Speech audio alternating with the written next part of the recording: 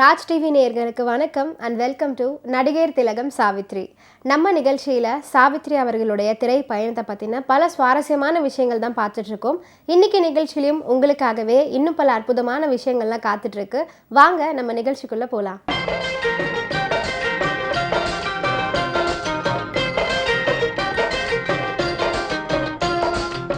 1962 ஆண்டு வந்த பொங்கல் ரிலீஸ் திரைப்படம் சிவாஜி கணேசன், ஜெமினி கணேசன், சாவித்ரி, சவுகார் ஜானகி கரியரில் மிக முக்கியமான ஒரு படம் அப்படின்னே சொல்லணும். ஏவிஎம் ப்ரொடக்ஷன்ஸ் தயாரிக்க சிவாஜி, ஜெமினி, சாவித்ரி, சவுகார் ஜானகி நடித்த பார்த்தால் பசித்தீரும் திரைப்படம் மிக பிரம்மாண்டமான வெற்றியை பெற்றது, பெரும் வசூலையும் குவித்தது.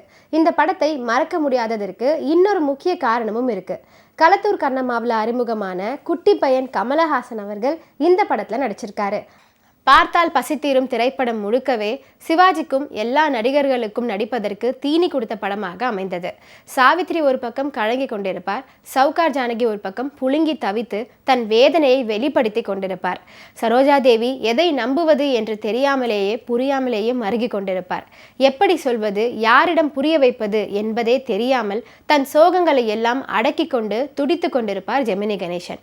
இவர்கள் எவருக்கும் எந்த பங்கமும் காயமும் துயரமும் ஏற்பட்டுவிடக் கூடாது, எல்லா பழிகளையும் தான் ஏற்றுக்கொண்டு பல்லை கடித்து கொண்டு தாங்கி கொண்டிருப்பார் சிவாஜி.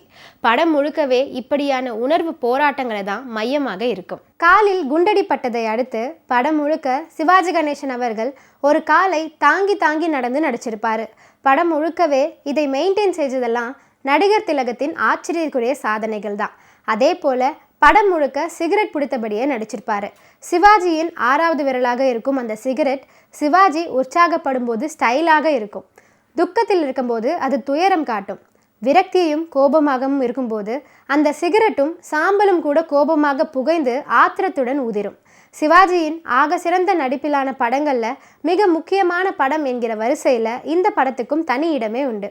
இந்த பார்த்தால் பசி தீரும் திரைப்படத்துடைய டைட்டில் வச்சே ஒரு பாடல் இருக்கும். அதுதான் பார்த்தால் பசி தீரும் அப்படின்னு தொடங்கக்கூடிய பாடல். இந்த பாடலை பி. சுசீலா அவர்கள் ரொம்ப அழகாக பாடியிருப்பாங்க.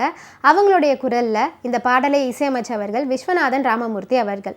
மேல்நாட்டு செவ்வியல் இசை பாணியில் ஒலிக்கும் வயலின் இசை தொடங்க சுசீலாவின் இனிய ஹம்மிங், அதை தொடரவும் மேண்டலின் இசையுடன் பல்லவி ஆரம்பிக்கும். இனிய குரலும் ஒருங்கிசைந்த அற்புத இசையும் நம்மை புது உலகத்திற்கே எடுத்து செல்லும் அப்படின்னே சொல்லலாம்.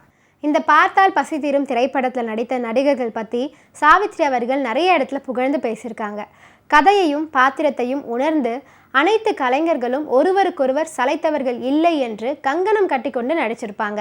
அவங்களுடைய திரை வாழ்க்கையில் இந்த திரைப்படத்தில் இவங்க எல்லாருக்கூடையும் நடித்தது மறக்க முடியாத அனுபவம் அப்படின்னு பதிவு பண்ணியிருக்காங்க. இன்னைக்கு நடிகர் திலகம் சாவித்ரி நிகழ்ச்சியில் பல சுவாரஸ்யமான விஷயங்கள்லாம் நான் சொன்னேன். இதெல்லாம் கேட்டு ரசிச்சிருப்பீங்கன்னு நினைக்கிறேன். இந்த நிகழ்ச்சியை தொடர்ந்து பாருங்கள். நன்றி, வணக்கம்.